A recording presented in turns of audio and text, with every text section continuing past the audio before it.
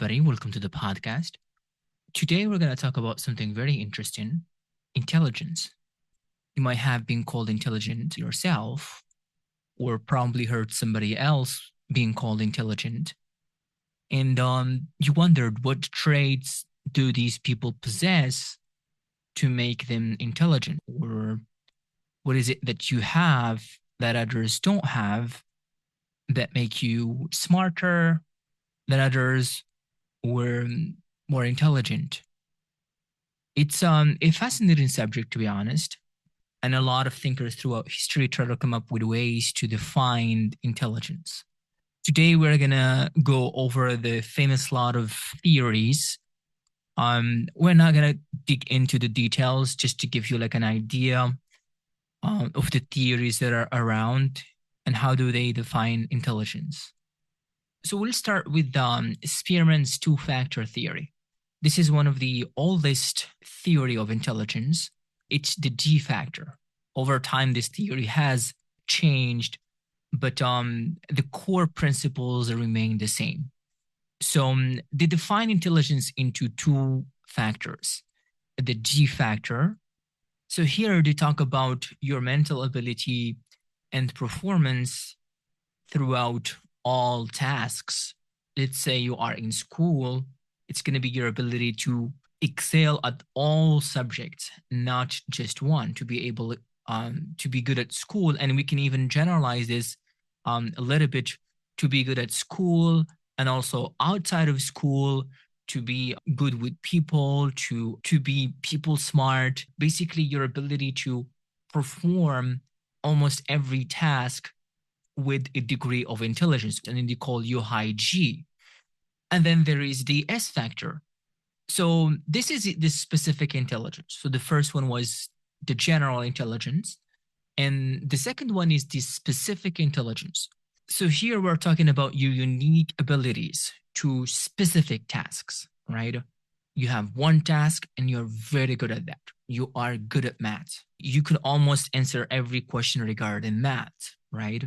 But when it comes to your other abilities or other subjects, you might not be good at them as much as you are good at math, right? Take learning languages. You might be very good at one language, say English, and then maybe bad at other languages like French or Arabic or other languages, right? To me, it's all about attention, right? Whether you have general intelligence or specific intelligence, there was some time devoted to either, right? So if you're very good at math, you basically shaved off time from other activities to devote it to just math, and you will be extremely good at math, right? But when you look at your general intelligence, right, there is no way you can devote an equal amount of time to every task. Let's say you have 5 years of time, and if you devote 5 years to just math, you'll be very good at math. But take those 5 years and you divide them among the tasks that you have, and you'll have less years to work with, right? Yeah, it's just all about how much time you devote into a certain activity. Some people are good at specific tasks by nature. You put them in one task and they can be very, very good at that, right? But other people can be good at all tasks. Their intelligence can vary and can perform well in all of those tasks. Next theory is the crystallized and fluid intelligence. So this one was developed by Raymond Carroll in the 1940s. And so they think of intelligence as two interacting types: your fluid intelligence and crystallized intelligence. Your fluid intelligence, which is your ability to think logically and solve problems, and then your crystallized intelligence, which is the knowledge and skills gained from experience and the education you have. It's your accumulated wisdom, right? So to Raymond, intelligence is the combination of fluid intelligence and also crystallized intelligence. You cannot have just one. For example, solving a brand new puzzle, you would need fluid intelligence. But to know that Paris is the capital of France is your crystallized intelligence. And this explains why adults might have lower problem solving speed, which is fluid intelligence, but greater vocabulary or general knowledge. So they have more crystallized intelligence, right? And naturally, the younger you are, the more plastic your brain is. Basically, you can easily solve problems, you can learn languages pretty fast, and therefore your fluid intelligence will be higher. Let's move on to the next theory, Gardner's multiple intelligence. This one was founded by Howard Gardner. As a response to IQ or other old traditional way of looking at intelligence, Gardner thought that people can be smart in specific things, right? So he divided intelligence into 7 types, right? 7 to 8 types. So the first one is your linguistic intelligence, your ability to learn languages, to memorize words, to understand, to read. This is your linguistic intelligence. Next one is your logical mathematical intelligence. So you're good with numbers. Also, you're reasoning smart. So basically, you can easily make logical connections. Logic and math are together. So you're good with logic, and you probably are going to be bad with linguistic, right? So he says that people can have either one of these, or they can have maybe multiple of these. Not all people have all of these types.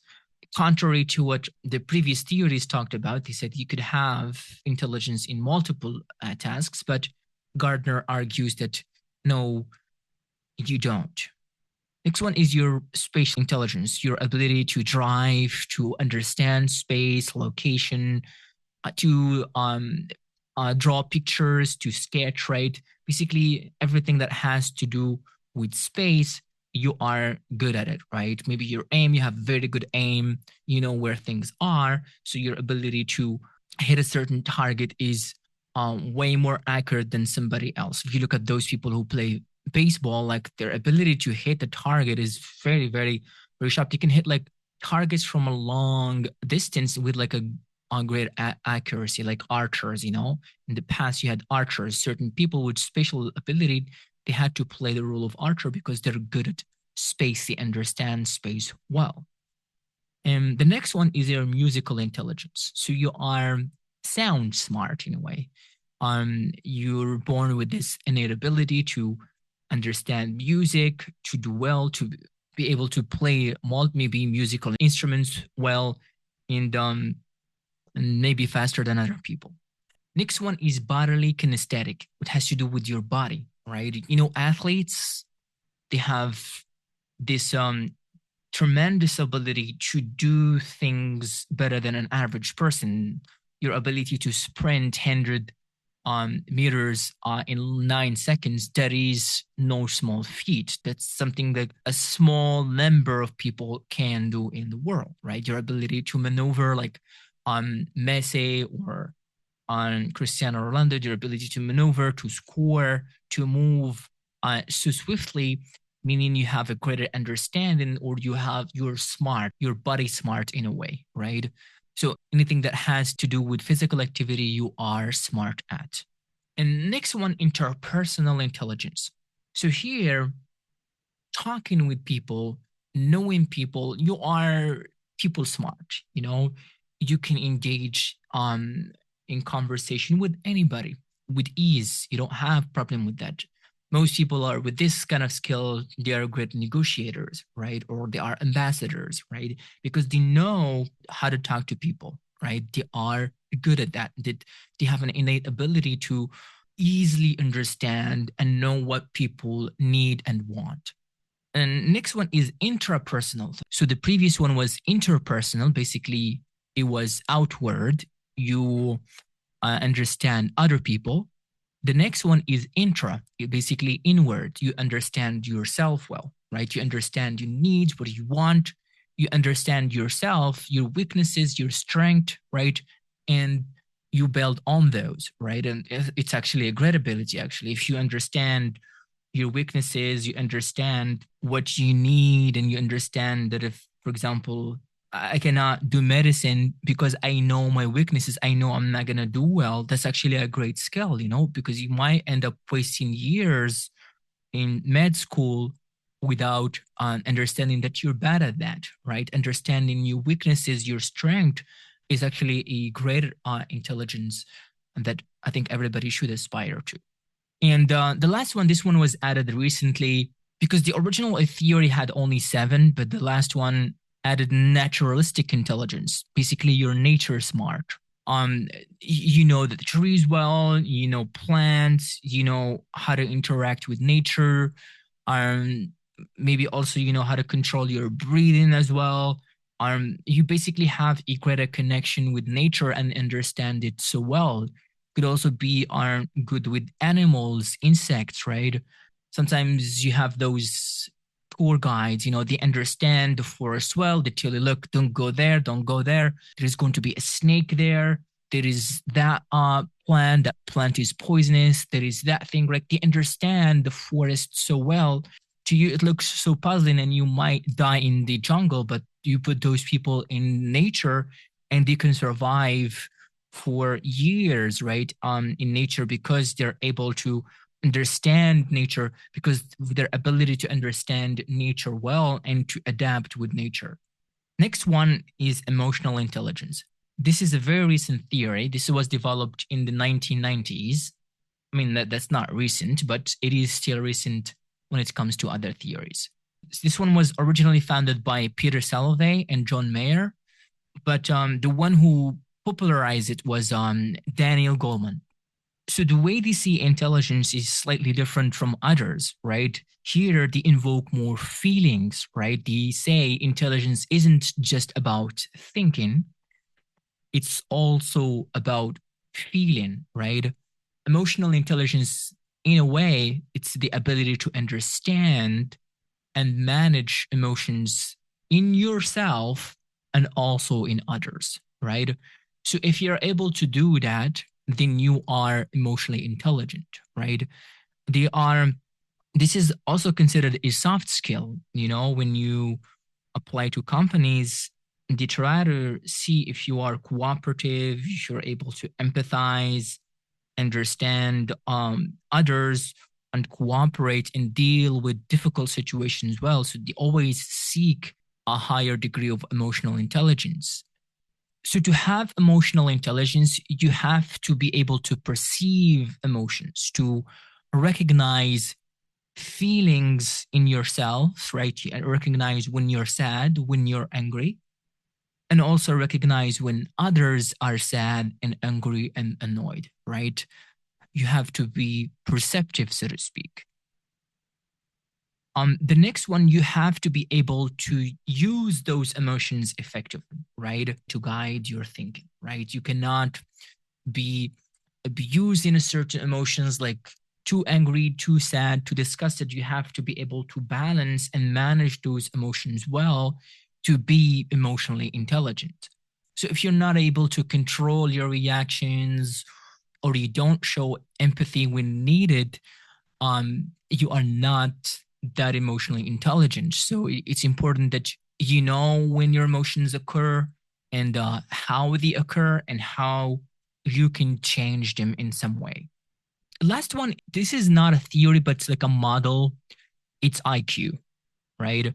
And it is used in a lot of companies. If you apply to certain companies, you would do like an IQ test to see whether you're good at certain tasks, right? So think of IQ as your mental age divided by your chronological age and multiplied by 100. So let's say you are 30 years old and you think like someone who is 40. You are going to divide 40 by 30 and times 100, and you will get a number.